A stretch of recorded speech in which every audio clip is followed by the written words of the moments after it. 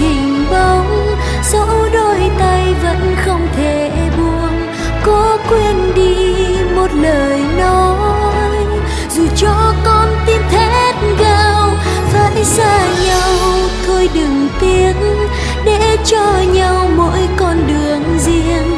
Hãy thư tha bao lầm lỗi, giờ đây không ai giữ được tiếng yêu lúc đầu. Thời gian cứ trôi, người đi quá vội, quặn đau thắt tim này khi người trao đắng cay. Màn đêm khẽ lay, niềm đau lấp đầy, sao xa quá một vòng tay. Hạnh phúc có không, tự em hỏi lòng.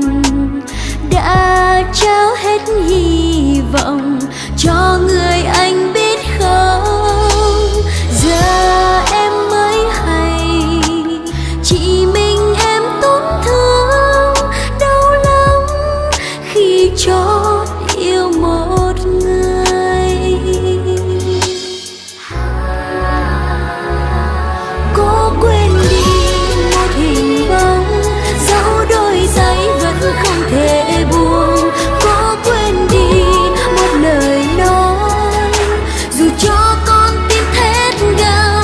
Phải xa nhau thôi đừng tiếc, để cho nhau mỗi con đường riêng. Hãy thư tha bao lầm lỗi, giờ đây không ai giữ được tiếng yêu lúc đầu.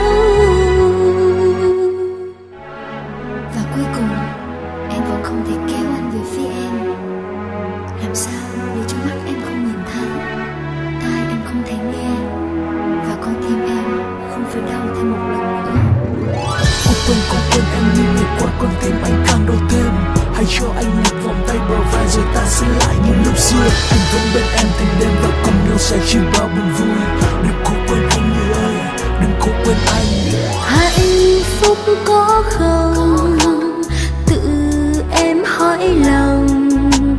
Đã trao hết hy vọng cho người anh biết không, giờ em mới hay chỉ mình em tổn thương. Đau lắm khi chót yêu một người.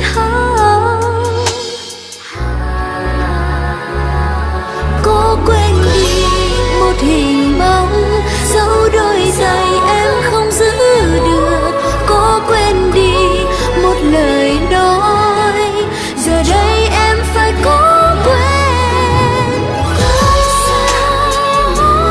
Để cho nhau mỗi con đường riêng. Hãy thư tha bao lầm lỗi, giờ đây không ai giữ được tiếng yêu lúc đầu.